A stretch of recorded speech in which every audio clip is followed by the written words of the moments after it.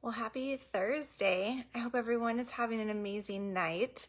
I'm super excited to have this conversation with my friend Stephanie, where we want to share a little bit about how we met in jail and how we live our life with purpose.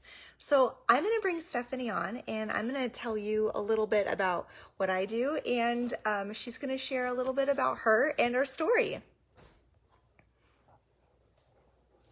Hey, hello. I'm good. How are I'm staying you? warm, and I might have got a little soft being out in Denver and adjusting to this October freeze. Thank you. Yes, Yeah, well, welcome back to it's Minnesota. good. Yes, yes. So, Stephanie and I actually had a blind Mm-hmm. date. That's how you and I met, right? And we met because we both worked in the same jail. And it's a super fun story. Do you mind telling a little bit about what you do or did in Denver? Because actually, I lived out in Denver too, and we worked at the Denver County Jail Yes. just in Um, different if you ever times. hear when you're in jail, oh my gosh, you're gonna love this person. She used to be in jail too. You've got to go on the blind date. Like you just have to attend. Um, Yeah, Yes. actually, today I got word that I need to close up and be done with jail by this weekend. My heart breaks a little bit, but I think your question was, what is it that I do there, or how? Yeah. Yes, tell me because you had such a cool job there, and I'll Yeah, tell a it's little bit what I very did, but I think unique your job in a was really cool. correctional occupation, and so I am not a correction officer. I'm not a nurse. Not a lawyer or any sort of criminal justice guru. So I work in a capacity of human resources, specifically in organizational development, and even more specifically on engagement. So I help retain staff in a jail. As you can imagine, it is, and Tabitha will probably compliment this here in a second, is that it can be very emotionally draining, um, supporting supporting anybody. How about that? But in a jail facility, it can be, there's a lot of fatigue that goes with it. And so, how do you retain people in that role? So, correction facilities typically have about a 20% retention in 3 years. In Denver, we got up to I didn't above know that. 60 in 3 years. So that is great. Yeah, Oh, I love nice being a work. cheerleader. It was a fantastic group of people. But I can go more into that story. But let's hear more about yours. Yes. So when I worked at the Denver County Jail, I was 22 and I had my justice degree, but that was it. And I got to be a diversion officer. And so I worked in the mental health unit, in the women's unit, and Dr. Vargas, Mm-hmm. who set us up on our blind friend date, um, she was amazing. And it was actually her and my the other case manager, who was a social worker, encouraged me to continue on with my education. I had always wanted to get my master's, but I didn't really know which direction to go. So it was actually working at the jail, I realized, man, if I really want to help a lot of people, I'm going to have to continue my education. So it was actually Denise and the case manager that encouraged me. But one thing that I just loved about working at the jail is that, Mm-hmm. I mean, people really want to change. And I mean, it's kind of the lowest of the low when you're in jail. And so I just really loved people's hearts there. The prisoners were just amazing. I just think that they are so inspiring. And the correctional officers, too, I mean, that's a really hard job. And a lot of them really just were so professional and so kind. And Yeah. I would have loved to But have worked there when you were there. I think that would have been amazing. We would have worn our yeah, I high would have been so heels low. in the jail together. That would have been fun. I remember when an officer is like, okay, if you're going to wear high heels, you have to prove to Yeah. me that you can run in them. And I was like, all right, game In the on. concrete. Totally ran in them. Yeah, Yep, if proved we them. can have a longer conversation on this too, some other time, or on a convo with friends, part two. We have very different perspectives because your perspective comes from a patient and an inmate. My perspective is going to come from the employees. and the employees working there. And there's some perspectives that are parallel, but very different. Very different responsibilities going in. Yeah. And it's good. Yes, and I would love to explore that at another time. But I'd like to actually talk about you, because the reason that I have these lives is because I want to encourage other women, men, that we can all live our lives with purpose and it all looks different, and that's okay. And I just love the energy that you bring, anything that you accomplish. And so tell me a little bit about your beauty counter and like how you have chosen to use that as like living your life with purpose, that as well as anything else that you've intentionally chosen to put into your life because Yes. you just feel it's really important. Well, everybody cozy up. We're going to be here for a bit. So living life with purpose is nothing that happened overnight. It has been, gosh, 5 years. I would say the last 5 years have been very impactful and influential on creating more purpose in my life, whether that's career shifts. I've had several career shifts in my time, from being a hairstylist to elementary education to really finding out what fits me. And I didn't find that until age 33. So while you started at jail at 22 and started your path, my path really didn't start until early 30s, and figuring out what purpose was. And that's changed not only in career but like in food. And now at 38, I'm finding more purpose in what I drink. So here I have a special tea that's got a variety of purpose to it. But with my career and how that's driven me is in, oh gosh, there's so many things I could talk about, but specifically, I love the ability to engage employees, to interact with people, to make them feel fulfilled when they're at work. If they're spending 40 hours there, how do I make sure that they're enjoying those 40 hours? If you are being split apart from your world, whether that's your family, your pet, maybe it's a video game, how do you enjoy that time? And I find lots of fulfillment with that. COVID's been very difficult for me because a lot of my validation, a lot of my feeling of purpose comes from projects being completed, meetings, interacting with people, making sure that they're feeling good. So that's been a giant adjustment for me in my role of level of engagement, employee engagement, and overall connection. Beauty counter is one of several side gigs that I've had within that have complemented my personal career. And that came along very organically of being a person that uses the products, loves them, loves the purpose. I specifically found Beauty Counter when dealing with hormonal issues, being completely transparent of like fertility issues, infertility, how does beauty products help? Tried the products, fell in love with it, love the brand, and just want to help others explore that as well. So I've been very fortunate to have jobs and side jobs that have fulfilled me. That's awesome. And you're a wife My and you're a mom and you have like transitioning to a new full-time job, but then you also do beauty counter. Like you live such a full life and you do that with intention. Like everything has a purpose. And I just Yes, respect that so it much does. of I you. was just telling a girlfriend today that it's like I'm not even started. I'm in between jobs right now. I start my new one on Monday, which I'm really excited about. But I was like, oh my gosh, my days are already full. How am I going to fit Yeah. a full-time job in here?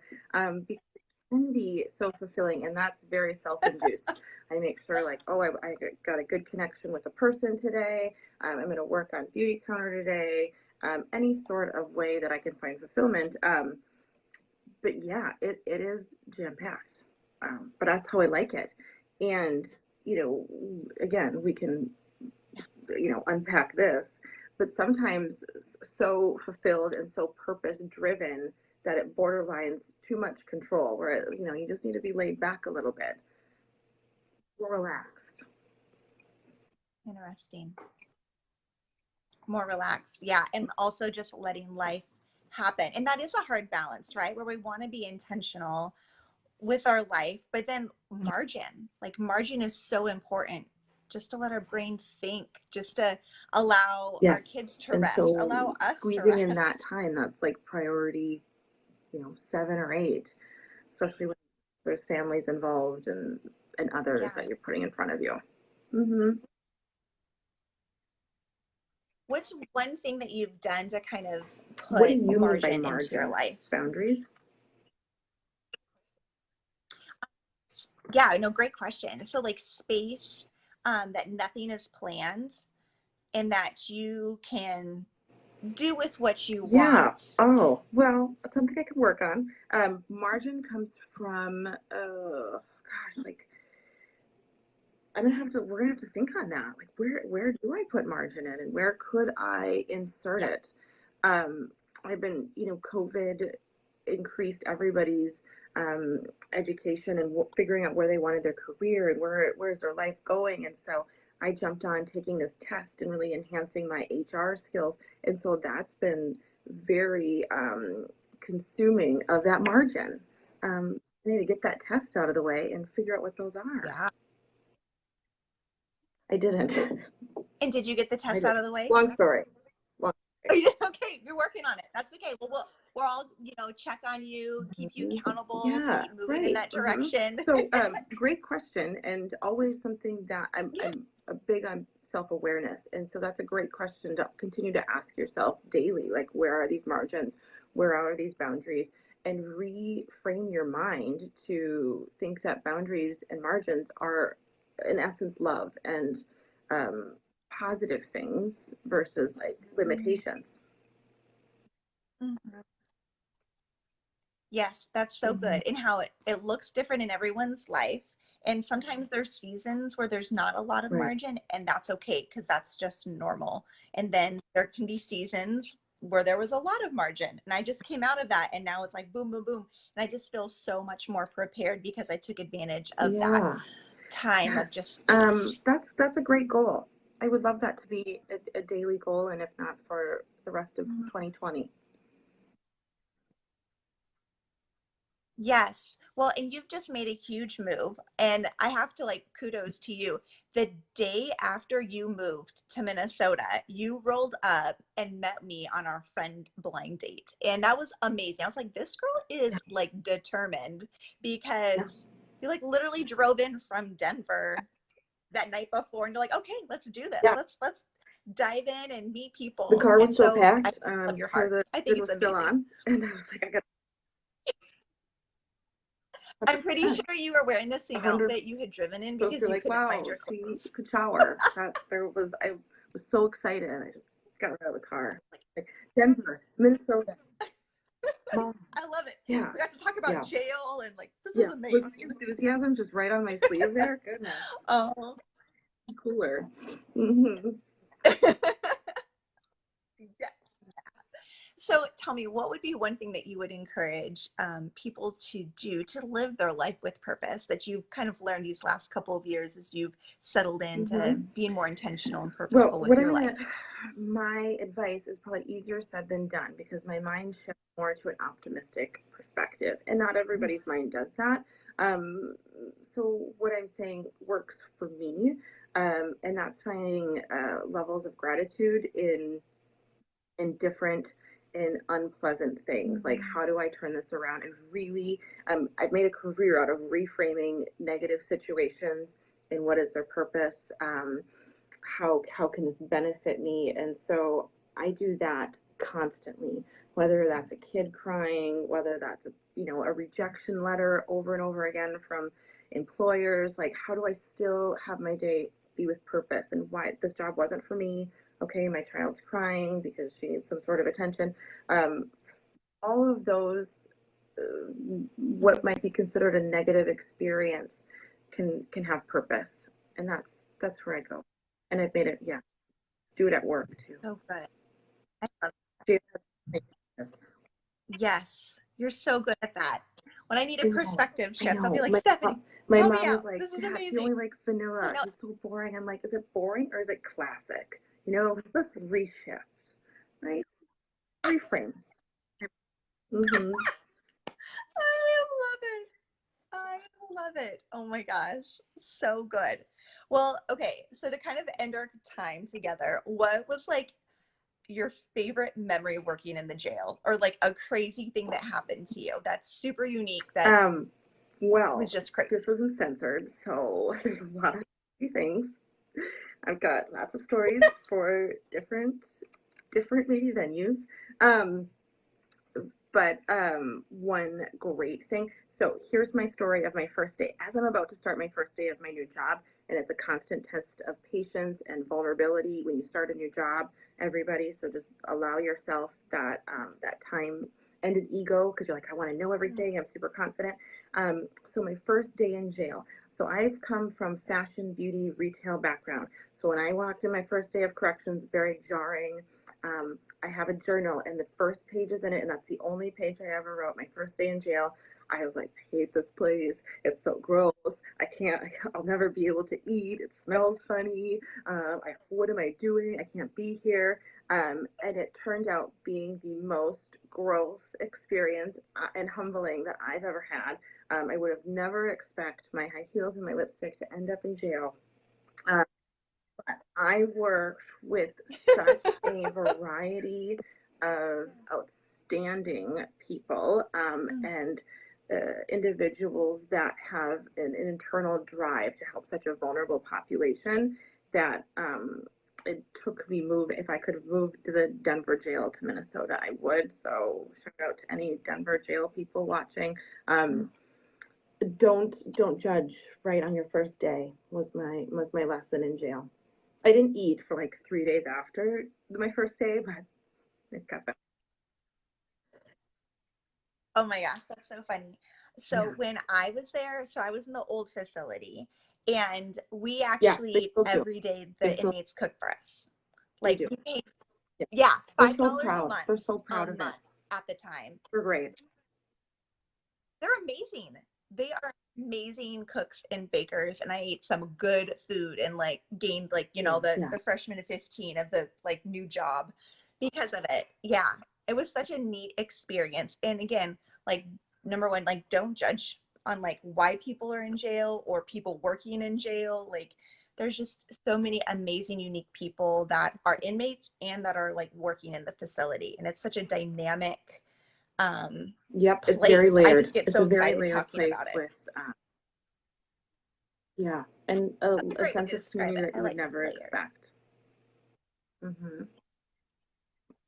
Yes. Yes. Yeah, Well, I'm so glad that you're in my to bring my community now and that we just live a few just miles away from each brought it out other. for us. Oh, yeah, Denver. Oh, Our connection. representing Denver.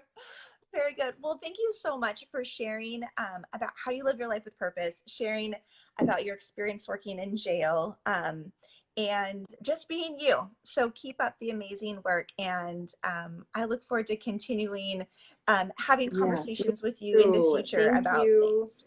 So thank you. Bye. Yes. All right.